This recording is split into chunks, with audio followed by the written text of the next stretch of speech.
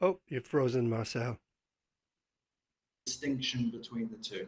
Okay, but Marcel, who would make this diagnosis? If there was a feeling Yeah, of, either stiffness or pain with movement or yeah, exercise or whatever, yeah. who would make this diagnosis as to whether it's rheumatoid or osteo? So definitely, your health, your practitioner can make a pretty good. Your general practitioner can make a good assessment. But if you want a specialist, then obviously you come to a therapist, a physical therapist, physiotherapist, or you go to a traumatologist, which is what the kind of distinction of it in Spain is.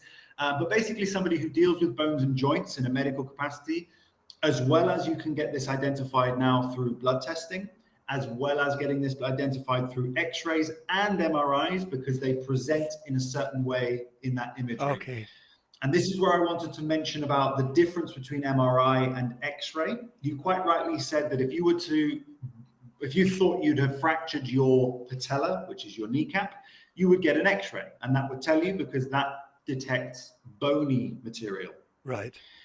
If you had any other issue going on, an X-ray wouldn't necessarily be the most useful information. It might give you some indication of inflammation, definitely, or hardening of tissue, but it's not at all, not as definitely not as clear as an MRI. So an MRI will actually show you very graphically the structures inside your knees and what's happening with those tissues, whether they're in the right place, whether they're broken, whether they're swollen, whether they're inflamed, all this different type of stuff. So an MRI is far more useful than an X-ray in this capacity. When it's Right. not related to bone integrity, an MRI is always the best way to go.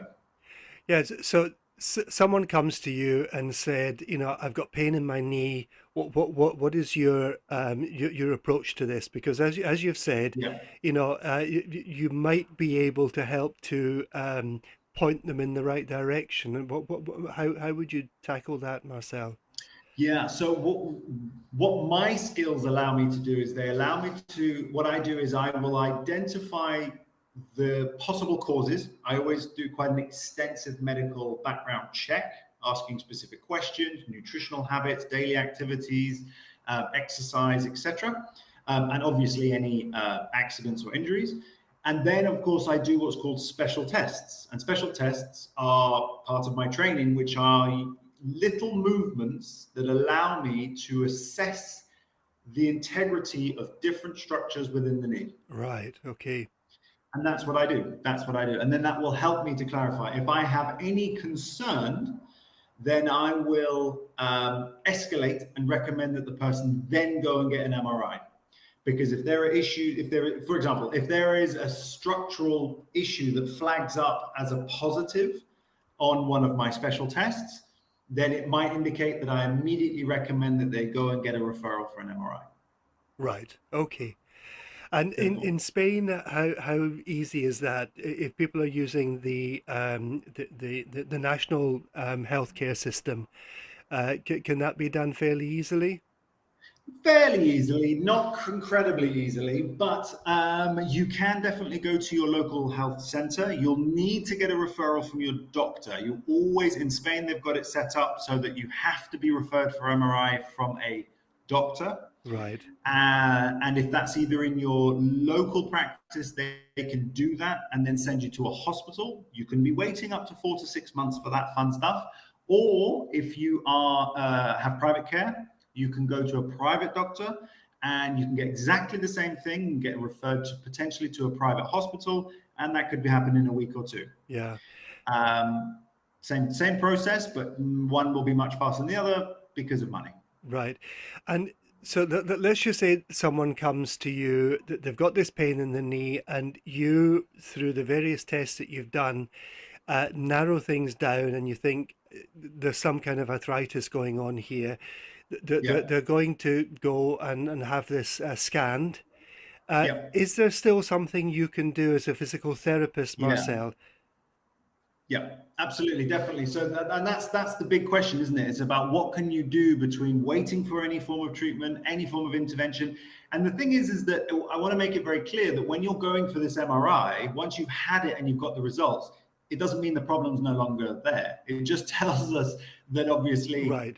we know what it is, and now we need to work on how we can improve it. So coming to somebody like me, what I do is I will identify what's safe and unsafe for you to do, and then recommend a prescription of exercises that I will do or can do with you, as well as exercises that you can do at home, as well as stretches that can be done as well, which can make a huge difference. And I actually can think of a client at the moment who is a karate player and was so tight in her muscles that it was giving her incredible knee pain. And once it was assessed and relaxed, it made a huge difference. There were some other things going on as well, but fundamentally, the muscles of her legs, which were the quadriceps, the muscles on the top of the thigh, and the hamstrings, which are the muscles at the back of the thigh that cause bending at the knee, they were so tight, so sensitive that she could barely move, couldn't kneel Right. down, couldn't do karate, always had night and day pain, and random swelling as well. But there were other issues going on in addition to that, which we also identified that were creating ongoing problems, but have been significantly improved because we got rid of the soft tissue tightness and Right. we're rebuilding the stability in the knee joint. So what you're saying is that pain in the knee might originate somewhere else. Absolutely. Absolutely. Or it might originate from something that you didn't even know was a problem. Right. Well, Yeah. not to sort of share dentist stories, but I came to you, well, over a year ago, Marcel, with a pain in my knee, and you Yep. identified it was really a muscular problem in the big muscle in the front of the leg, and Yep. with the right treatment, I think you electrocuted me. Yeah, we're not Then selling it with that, but yeah, yeah, absolutely. then you pummeled me with a machine. Uh, Dave but had to Let get me jump involved with in that. there. I but had, go on, mate. Sorry, I had to come in now when you said, I think he electrocuted me. You did, you Didn't know, I you did. use the probe as well? Was it the probe? Can't remember. I would have remembered that.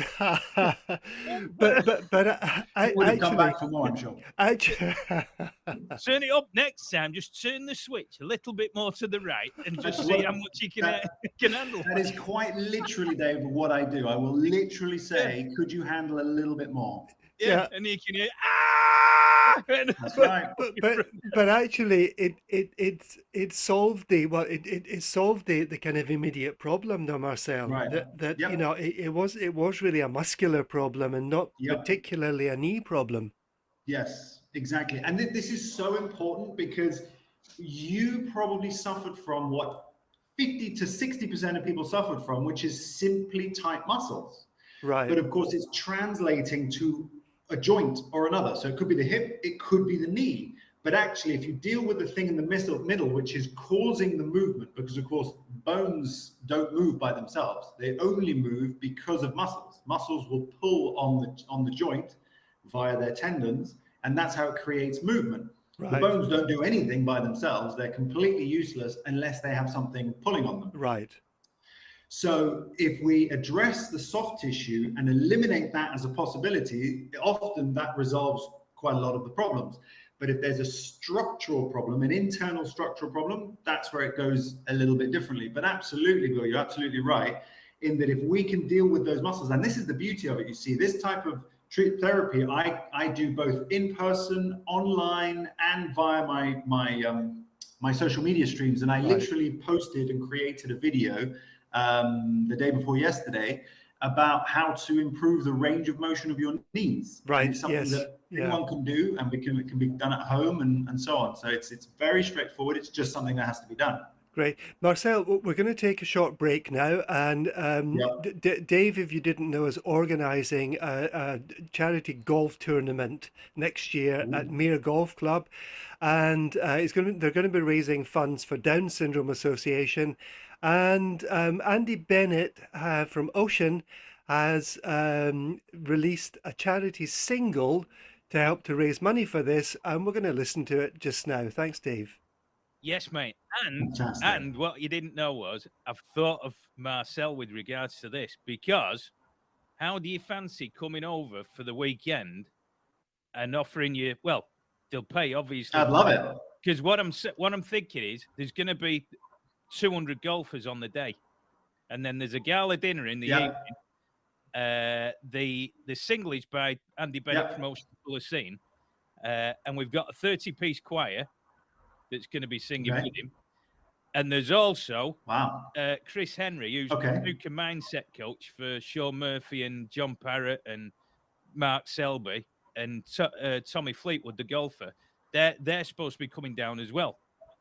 So what I'm thinking for you is, how do you fancy getting some more people in your stable by coming down? And obviously, if people want a rub down or advice on any injuries they've got, you charge them on the day, and we give a obviously small fee from whatever you get out of it. We can give a commission to the charity as well. Yeah, absolutely. I'm open to doing that. I love doing charity work anyway. So yeah, totally open. You just let me know the details. Right, because Mr. Anderson's coming, so he can hold his hand on the plane if he's scared. Oh, thank goodness for that. I was worried about it, but as long as he's going, that's okay. All right, you can hold my knee if you want. Well, I can. Actually, I'm just wondering, is your lovely wife coming as well, Bill? She is, yes. Oh, in that case, it's 100% done. Yeah. Okay, brilliant. Well, you better bring your missus as well, mate, because it's going to be not seriously. The room fills 700. The gala dinner, we're selling tickets separately for the gala dinner as well. So as well as the golf, there's going to be people coming. If you definitely want to fill the room, then you should promote the fact that my wife is going to be there, and it'll be a sold out event. She's gorgeous. Quality, right? Oh look, there she is. Mrs. A's turned up. So yeah, it's going to be Mrs. A's turned up. She's listening. Yeah, so there'll be signed autographs, there'll be books signed, and all that carry on from the pair of you. So any merchandise, that you want to. But yeah, I think if we get, because a lot of these guys that are going to be playing are coming from Mottram, Dunham, Alderley Edge. They're up Prestbury. It's all around where the footballers live it's all millionaires row basically around Cheshire. So you'll get some quality clients, and obviously these guys have all got more injuries than soft meat, but.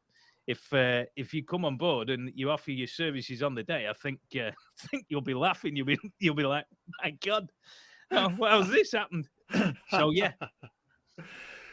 Now, and this is the single that Andy's written, and basically it was off the back of the story about Aaron, who's Lorraine's son, who's obviously one of our presenters. And this is absolutely gorgeous. So just check this out. This is Andy Bennett from Ocean Colour Scene. I'm listening. Welcome back. I'm Bill Anderson, coming live from the Costa del Sol. Great song, Dave. Really hope it does well. Joined today and welcome back, Marcel Salazar. Marcel, welcome back. Yeah, lovely song, very sweet. It's lovely. Very nice. Marcel, I get messages in my ear, usually from my wife, and she came in the break there and said, tell people where Marcel's YouTube channel, what Marcel's YouTube channel is. And you do have some very interesting stuff on your YouTube channel.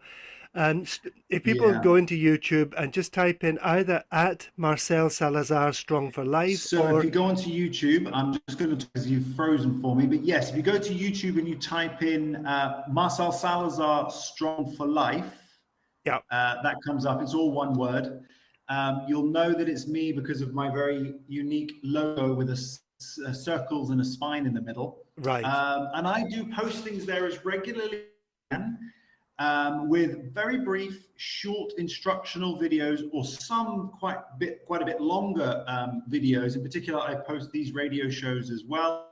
But I try and provide as much content, but I do very similar and also more content generally on my social medias, in particular Instagram.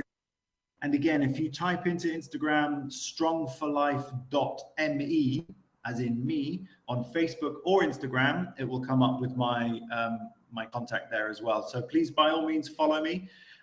You'll get lots of information there, lots of tips lots of useful information. As I say, I posted a video 2 days ago about the how to improve your knee range of motion in a very simple, almost passive movement that you can do at home, exercising, practicing daily for a minute it takes, but it can make a big difference over the long term. Sure. So, Marcel, knees. Yes. We've looked at a couple of things, or talked about a couple of things with arthritis, osteo or Yes. rheumatoid arthritis. We've Yes. dealt with kneecaps and fractures, which you will probably know how it happened. Yep. And there's a lot going on now underneath the kneecap and in between all the joints and holding them all Yeah. together, isn't there? And Yeah. you do hear of a lot of sports people who have to give up the sport because of knee injuries. So Yeah, absolutely. where do you want to take us with as I this? suspected, there is somebody at my front door. So if you don't mind covering me for just 1 minute, this is exactly what I thought I expected would happen. So Right, just pop in okay. there, Dave. I'll be Right, back. mate, you want me? I'll play it. You start. Sit right. Come on. What do we want to sing now? So Dave, how are your knees, mate? Oh, you don't want to know, pal. I've got more Axminster markings on my knees than ever before. Seriously, Jack Pyle don't come into it. Honestly, I always remember having a bad injury years ago, and my knee, the bottom of my leg popped out of my knee, and I had to bang it back in. It was a bad tackle. I had to bang it in. It was all right afterwards, but Right. it was just like my knee shouldn't be there, and I had to knock it back in. So yeah, But you had anything like that? you must have known people in the football world, Dave, who maybe had to give up because of knee injuries. Oh yeah. It's even with youngsters. I mean, it's just the thing is, you've got to build up the muscle around the knee. You've got to you've got to be able to maintain it. You can't go mad at it for 5 years, have a huge set of legs on you, and then as you get older, you can't maintain that. It's just a case of doing squats on a regular basis, just keeping the movement in the knee and around the knee. And obviously, Marcel will know better than me, but that's what I've always done so you don't end up with issues. Right. Well, so squats, by the way, is a fantastic recommendation, provided they're done correctly. But squats are brilliant because what you're effectively doing, maintaining the juices inside the knee.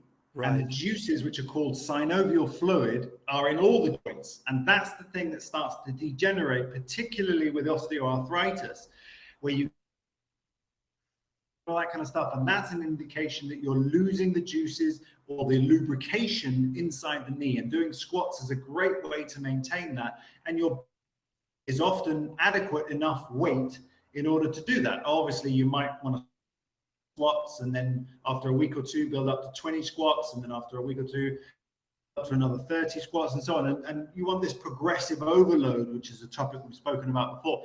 But that's a huge difference to the fluidity and the knee joint over a long period of time if you're consistent with it. Right. Yeah. So one of the things I was going to talk about that you just perfectly invited me to, and then I knew that would happen. It's always the same with the Spanish postal system. Very inconvenient, but nonetheless, arriving at least they arrived. One of the areas we should have got him on the radio on the show. We should have brought him over. That would have been hilarious. Start speaking now for 90,000. That would have been hilarious. It would have been all in Spanish because she would have been like really off guard there. But yeah, no, I don't think she was prepared for that in any way. The structures inside the knee are the areas where normally the biggest problems occur in terms of the long-term issues if you injure them. So this can happen to anyone who's physically active. It can happen to you if you just walk on a daily basis. And there are a number of structures inside the knee that are not only fascinating, but the ones that tend to go out at the top with the ones that actually are the most commonly should we say, degenerated just through things like walking, running, cycling. They can literally go just through those types of things, which is the meniscus. Have you guys heard of meniscus? I have heard of it. I was going to say, I thought it was a racehorse. as well as a racehorse, but the meniscus is a form of tissue that sits in between the knee joint itself. So it sits above the bone or the tibia, the bone on the bottom half of your leg. and it's a form of tissue that provides a little bit of cushioning from the top bone, which is the femur. So it stops the bones from bashing into one another. Right. And it's almost like a crescent moon shape on two sides. So it's a crescent moon shape on two sides, both on the outer edge and the inner, or the medial and lateral. And planting your foot with a straight leg, twisting with your foot on the floor is one of the best ways to damage that structure. Oh, no, Yeah. that goes. I always Yeah. one of the major things I did was the lateral ligament on my right knee in a match. Okay. And I went and did it. The pitch was frosted and we weren't supposed to play on it. And the referee said the sun will melt, it'd be all right.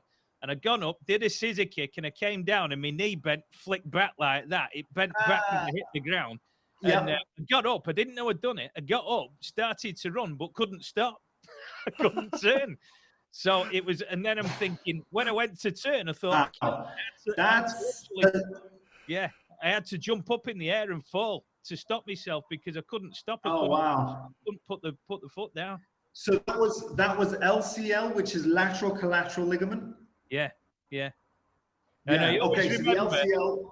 Well, I always remember after I did this, I went to a knee specialist in Stoke called Noble, and I was supposed to, and he said, right, get a letter from your doctor to say that it needs doing, and I'll operate for you. I went to my doctor, this idiot of a doctor. I sat in the chair, told him what had happened. He put his hand on my kneecap, and he said, flex my foot up towards him and down again like that. And he said, if you have an operation on that, it'll make it worse. So just leave it. And he wouldn't sign it off. I was like, you're having a laugh. So, but 6 months later, I carried on playing. I've lived with it. I was all right. But whether I should have had the op or not. Well, maybe he was right then. I know. But it was, it was very odd. I mean, it wasn't good when I did it, but. Yeah. Well, so LCL and MCL. So you've got so just to briefly close on the meniscus. One of the indicators of a meniscus injury is random swelling, knee pain, particularly when your leg is a classic one is when let's say you're sitting on the sofa and you've got on a coffee table and your knees are kind of dropped down. Right. You get knee pain from. That can be an indication of a meniscus, but most commonly is giving way. If you feel like you've got no stability in your knee and you feel like your knee's gonna drop or sort of pop away from you, or if you get pain, as I mentioned, from planting your foot and rotating your body, if you get pain on that, indication could be meniscus degeneration. And a number of things can happen, such as flaring, which is where a part of it starts flapping around inside the knee joint and it can catch, or it can get caught in between the knee joint, or it can be a bit painful and so on. It's relatively easy to solve surgically, and the success rate is usually very high.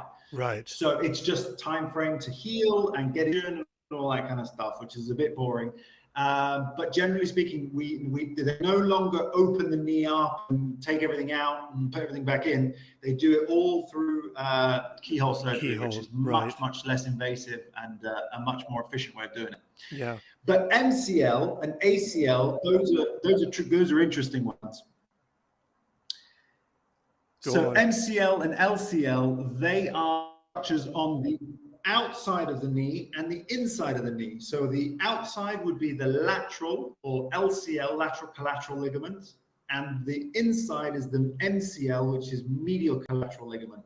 And those are our ligaments that literally attach the bottom half of your leg to the top half of your leg. Right. And they will, if you go in any direction, like if your ankle goes inwards and your leg stays still, then that's going to affect the LCL. And if your ankle goes outwards or your bottom half of your leg goes outwards and your knee stays still, LCL. And if you snap those, you can actually carry on until you can't. And maybe, as you said, if you start running, you just can't stop. Yeah, but you might turn in one. Marcel, you keep using these words so those can be quite tricky ones. You keep using these words like sorry, Dave, go on. Crack and snap, and it hurts just hearing these things, to be honest. Yeah. Yeah, if you hear a snap, that's not a good sign. That's not a good sign. Wait till I tell you which one is the heart attack of knee injuries. Go on.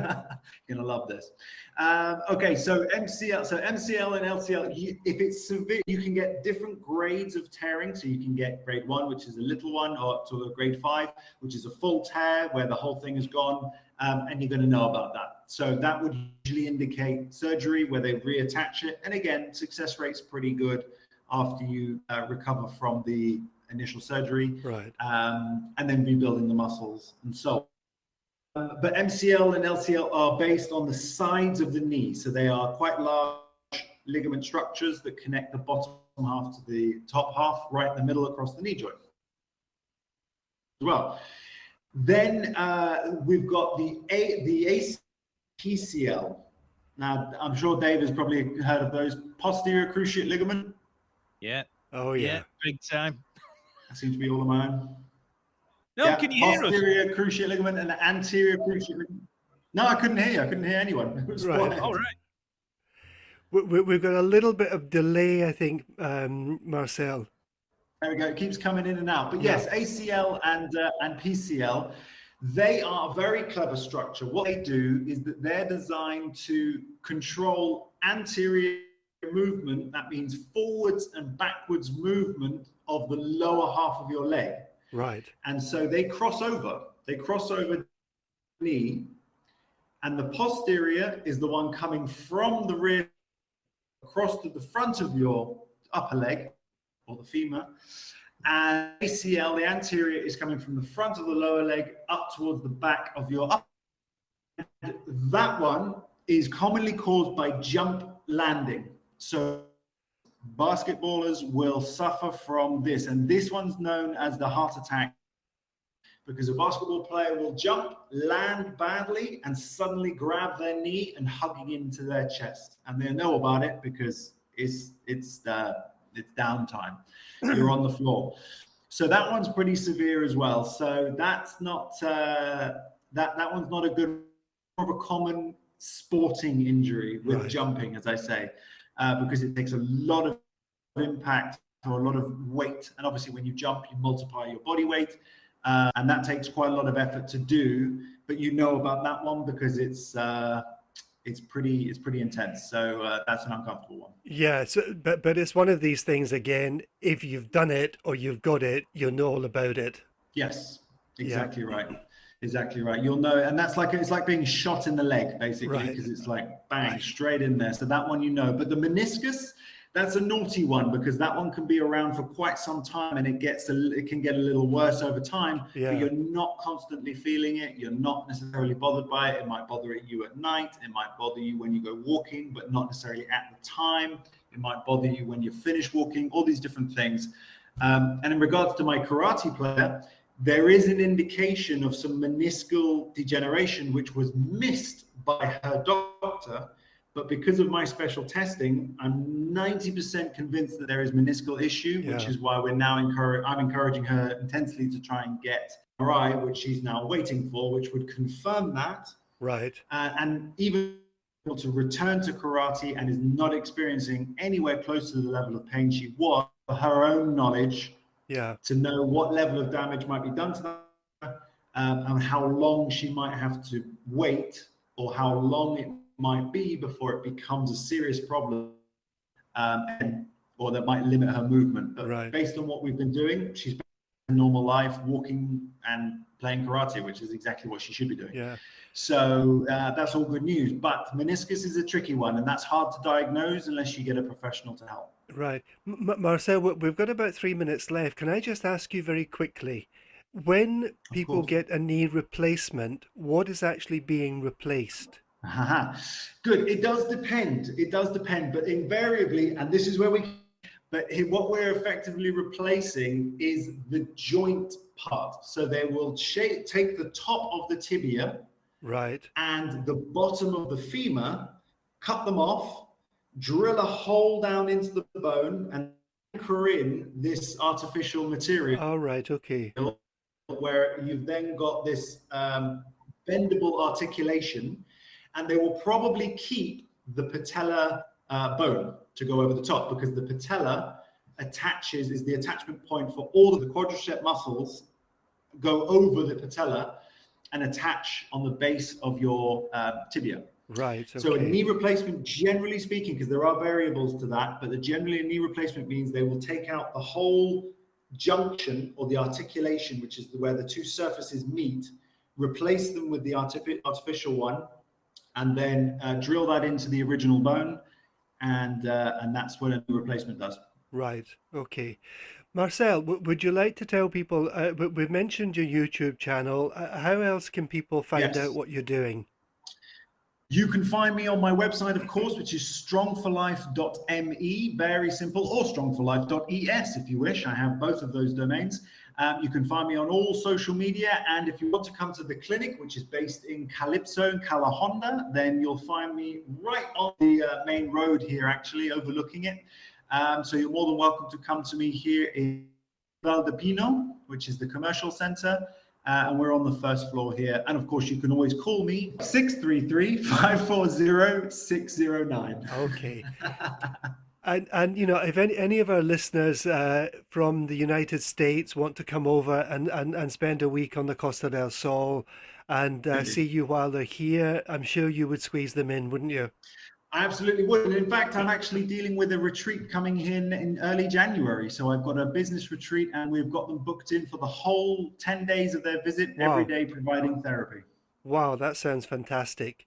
Yeah. Marcel, thank you so much for joining us again. As always, it's fun, but it's very informative.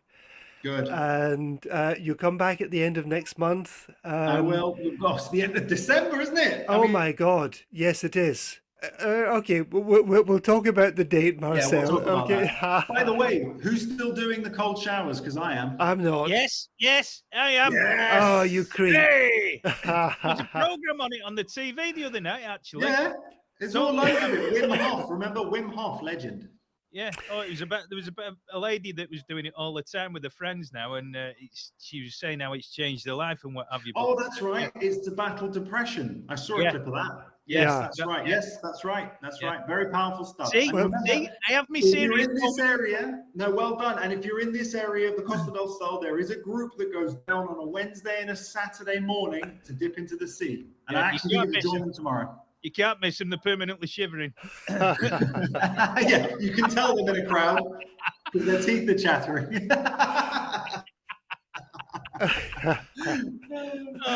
Okay.